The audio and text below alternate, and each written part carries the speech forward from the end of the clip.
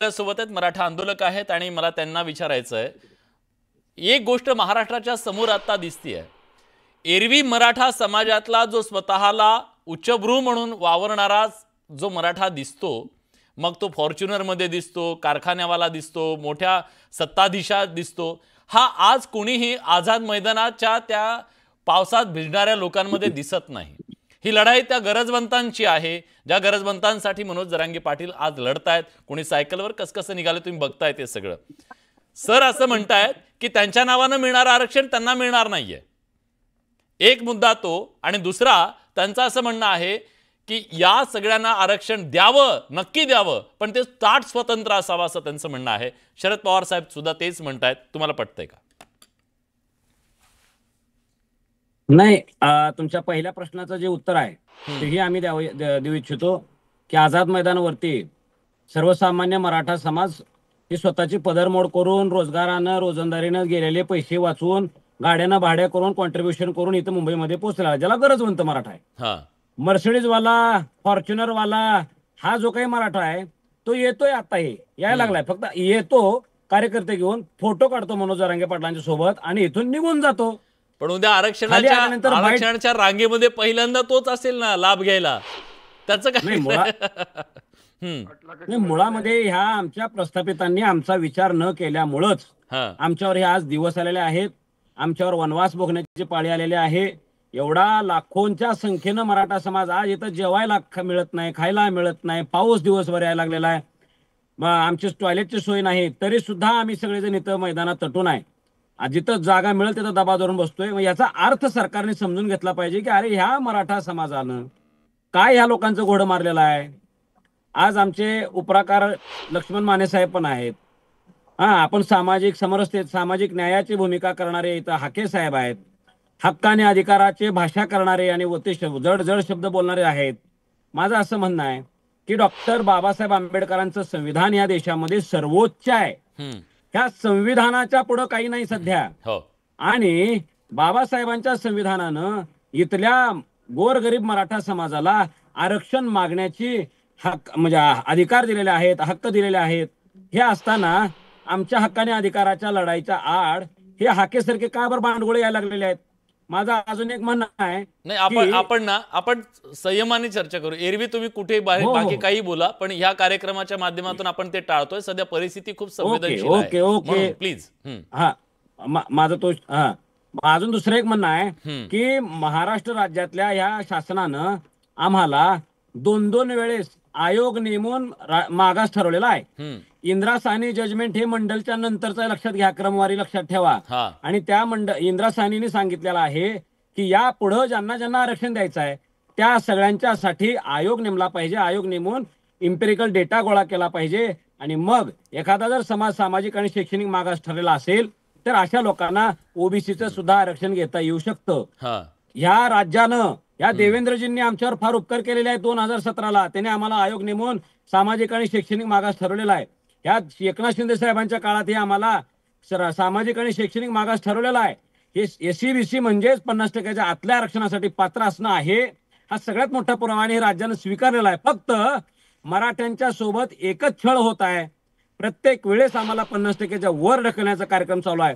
आणि सगळेजण म्हणतात की बाबा मग 50% आत. काल देवेंद्र फडणवीस साहेब बोलले की 300 रोहित पवार सुद्धा म्हणाले, आज शरद पवार साहेब सुद्धा तेच म्हणतायत की 50% वरची मर्यादा वाढवून द्या मराठा समाजाला आरक्षण, जसं तामिळनाडूमध्ये केलं तसं करा असं म्हणतायत ते. ह्या शरद पवार साहेबांच्या मुळे तर आमचे हे आमच्यावर दिवस आले वाटोळ झाले आमचं सगळ्यांचं. त्या माणसानं जर 23 मार्च 1994ला जी आर काढून जर मराठ्यांच्या हिश्श्याला जे उरणारं आरक्षण आहे ते अतिरिक्त पद्धतीने ओबीसीत वर्ग केलं नसतं तर हे लोक आमच्या विरोधात बोललेच नसते. आणि शरद पवार साहेबांचं उत्तर देऊ इच्छितो मी, जे तामिळनाडूचं वगैरे सगळं त्यांनी उल्लेख केलेला आहे, हा पुन्हा एकदा मराठ्यांचा दिशाभ्रम करण्यासाठी केलेला हा शिगोफा काढलेला आहे पवार साहेबांनी. मी त्यांना सांगू इच्छितो की अनेक विद्वान सुद्धा म्हणायला लागलेले आहेत, कायदे पंडित म्हणतात की आता 9व्या शेड्यूलला हात घालता येत नाही. कारण 9th शेड्यूल सुद्धा बेसिक स्ट्रक्चर ऑफ इंडियन कॉन्स्टिट्यूशनचा पार्ट झालेला आहे. त्याच्यामध्ये आता कुठलाही कायदा करून जे राज्य आहे, केंद्र आहे, म्हणजे एक्झिक्युटिव्ह बॉडी आहे, ते तिथलं कायदा आता घालू शकत नाही संरक्षण घेण्यासाठी. म्हणून माझी शरद पवार साहेबांना आणि हे जे काय आता नवीन काढलेत ना मर्यादा वाढवण्यासाठी केंद्रात जाऊन घटना दुरुस्ती करू बोलणारे, ह्या सगळ्यांना हात जोडून विनंती आहे, तुम्ही काय करा, तुमच्या गाड्या मोठ्या मोठ्या घ्या, हेलिकॉप्टर घ्या, इथं जवळ लँड करा आणि आझाद मैदानला या. पवार साहेबांनी सुद्धा आता आझाद मैदानला यावं, आमच्यासोबत समोरासमोर करावं की कसं 9 शेड्यूल मध्ये घालणार आहे. 2% मराठा केंद्र सरकारच्या लेवलला. हा, तुम्ही ज्यावेळेस मंत्री होता त्यावेळेस कुणी काय तुमचं ऐकलेलं नाही, आता तुमचं कोण ऐकणार आहे होय. आणि मी सांगतो, आमचा लढा हा 50% आतल्या आरक्षणासाठी आहे, 50% वरच्यासाठी नाही. म्हणून कुणीही आम्हाला 50% वरचे 50% मधलं आरक्षण देण्यासाठी योगेशजी मला सांगा काय करावं लागेल आता जेणेकरून 50%च्या आतमधलं आरक्षण मिळेल. अगदी थोडक्यात मला बाकी पाहुण्यांकडे जायचंय, एक एक राऊंड माझा सगळीकडे होणार आहे या मुद्द्यावरती.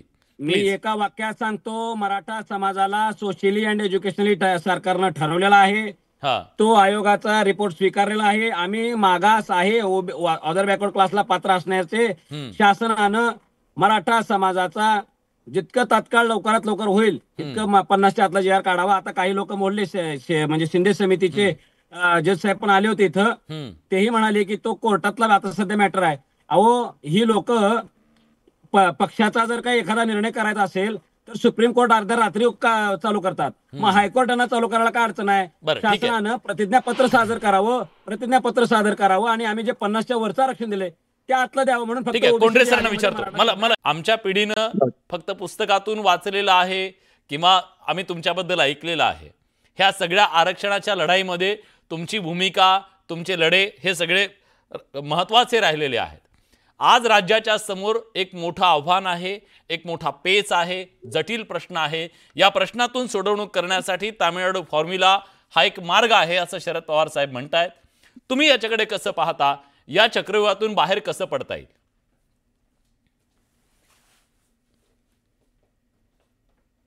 खरं म्हटलं तर मी इतक्या छोट्या समाजातला माणूस आहे, या मोठ्या लोकांच्या भांडणात आम्ही काही पडावं असं मला वाटत नाही. आपल्याला भांडण करायचंच नाहीये, पण लेखक म्हणून किंवा कार्यकर्ता म्हणून मी याच्यात भाग घेतो. Please sir. तर आमचे लोक, आम्ही सगळ्यात तुडवले गेलेले लोक आहोत. हे सगळे प्रबळ लोक आहेत, हे काही कोणी गरीब नाहीत. ओबीसी वाले पण गरीब नाहीत आणि मराठी पण गरीब नाहीत. आमच्या दृष्टीने ते सगळे वरचेच आहेत, आमच्या बरोबर तर कोणी नाही, आम्ही सगळ्यात खालचे आहोत. त्याच्यामुळे माझं म्हणणं असं आहे की रिझर्वेशनची व्यवस्था ही सगळ्यात खालच्या माणसांसाठी केली होती, की ज्यांना, जे वंचित आहेत, उपेक्षित आहेत, ज्यांना काहीच नाही मिळालेलं, अशा लोकांसाठी या सवलती असल्या पाहिजेत. आता असं भांडण चालू आहे की तेरे को या मेरे को. आता माझं म्हणणं आहे, तुमच्या दोघांच्या भांडणात आमचं सगळं गेलंय ना, त्याचं काय? सामाजिक न्याय कुठे आहे? 1 लाख जर गाड्या तिथे येत असतील आणि एवढी माणसं जर जरंगे पाटील जर उभे करू शकत असतील आणि त्यांच्या हातात इतकी वर्ष सरकार असेल, मुख्यमंत्री ते निवडत असतील, त्यांचे सगळ्यात जास्त आमदार असतील, तर माझ्यासारख्याच्या मनावर दडपण येतं की बाबा एवढ्या मोठ्या समाजाचं जर काय होत नसेल तर आपलं काय होणार. लाखानं मोर्चे काढतायत लोक, गेली कित्येक दिवस रस्त्यावरती येत आहेत, मागणं मांडतायत आणि सरकार कुठलंच काही करीत नाही. आता जर एवढ्या मोठ्या समाजाचं सरकार काय करत नसलं तर आमच्यासारख्या हागणदारीच्या बाहेर राहणारे लोक, गावकुसाच्या बाहेर दऱ्याखोऱ्यात राहणारे लोक, यांच्यासाठी कोण काय करायला निघाले हो? तर यांनी काय करावं हा त्यांचा प्रश्न आहे. त्यांच्याच हातात तर सरकार आहे. फडणवीस असतील नाही तर शिंदे पवार असतील, हे 3 जण राज्यकर्ते आहेत, 3घांच्या हातातली गोष्ट आहे. आता आम्ही काय मागायला निघालोय? एक तर आमचा मराठ्यांना अजिबात विरोध आहे, त्यांना सवलत मिळाली पाहिजे, का तिथले गरीब लोक आहेत त्यांना सवलत मिळाली पाहिजे. पण माझा अनुभव असा आहे तो सांगतो. गरीब म्हणून समजा आपण एखाद्या वर्गाला आपल्या यादीत घ्यायची परवानगी दिली तर काय होतं, हे गेली 25-30 वर्ष आम्ही भोगतोय ना हो. आमच्यामध्ये आमच्यापेक्षा बलिष्ठ पण इतरांपेक्षा कनिष्ठ असे धनगर वंजारी समाजाचे लोक आमच्या लिस्टमध्ये आणून घातले. आता त्यामुळे आमचं काय झालं, आमचं वाटोळं झालं, कारण आमचं सगळ्या रिझर्वेशन गेल्या, आमचं त्या बॅकलॉग गेला, सगळं गेलं. आम्ही त्यांच्या स्पर्धेतच उभे राहू शकत नाही. आता हे जर असेल तर गरीब मराठ्यांसाठी हे काही मला पटत नाही. गरीब मराठ्यांसाठी कायदा स्वतंत्र करताय काय? तर मराठा म्हणलात ना की हे सगळे कोण येणार मी तुम्हाला सांगतो. बर. सगळे सबल प्रबळ जे लोक आहेत ना तेच मराठीच्या नावाने खात राहतील. शेतमजूर, हमाल, सगळ्यात दुर्लक्षित असलेले मराठे, गोरगरीब मराठे यांना काहीही मिळणार नाही. हा माझा अनुभव सांगतोय. मी कोणाचा ऐकून सांगत नाही. माझा अनुभव असा आहे की यांना जरी ते मिळावं त्यांना मिळालं तरी सरकारने याची काळजी केली पाहिजे की त्यातल्या गरीबाला मिळेल. या लोकांना मिळतं कामाचं नाही हो, जे आमदार, खासदार, मंत्री, डॉक्टर, इंजिनियर, प्राध्यापक आहेत ह्यांची मुलं हीच फायद्याला येतील ना. कारण आमचा अनुभव तसा आहे. मी विचारतो, आम्हाला असं वाटतंय की या समाजाला ते मिळायला पाहिजे, नंबर 1. दुसरं, हे कॉन्स्टिट्युशनल मिळालं पाहिजे, तर कोर्टात टिकेल. बरं, म्हणजे आता जी मागणी केली जाते, सर मी थोडंसं थांबवतो तुमच्या ह्याच अनुषंगानं. मला आत्ताशी जोडायचं आहे. आता जी मागणी केली जाते ती संवैधानिक आहे, कायद्याच्या कसोटीवर टिकणारी आहे असं तुम्हाला वाटतं? टिकू शकेल? होय, बरोबर आहे. टिकते का नाही टिकत आहे? कायदा माणसांच्यासाठी आहे, घटना माणसांच्यासाठी आहे. आणि माणसांचे प्रश्न जर निर्माण झाले असतील तर त्याचं उत्तर घटनेनं दिलेलं आहे. घटनेमध्ये हे 50% जे रिझर्वेशन आहे हटवून टाका. कारण एवढ्या दुरुस्त्या करताय, वाटेल त्या सुप्रीम कोर्टापासून सगळ्याला फाट्यावर मारताय, तेव्हा मारायला जर गरीब मराठ्यांच्यासाठी फाट्यावर आणि करा 50% ते जे स्लॅब घातलेला आहे कोर्टानं तो काढून टाका आणि उरलेल्या 50% द्या मराठ्यांना जागा आणि त्यांना ओबीसीचं स्टेटस द्या. त्यांना ओबीसीत पाहिजेत ना, द्या त्यांना ओबीसीचं status. We have no objection. आम्ही मागासवर्गीयांनी त्यांच्या जागांना कुणीच विरोध केलेला नाही. एससी, एसटी, व्हीजेएनटी, ओबीसी आम्ही कुणीही त्यांच्या रिझर्वेशनला विरोध केलेला नाही.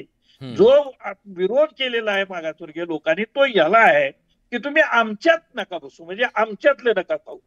तुम्ही स्वतंत्र ताट घेऊन या, तुमचं स्वतंत्र पर्सेंटेज घेऊन या, मग तुम्ही या, आम्ही कुठे नको होतो. ठीक आहे. मग तुम्ही जर असं म्हणालात की या ताटातच आम्हाला खायचंय, तर मग हा हट्ट झाला आणि त्याच्यामुळे मग भांडणं कधीच मिटणार नाही. ऍडव्होकेट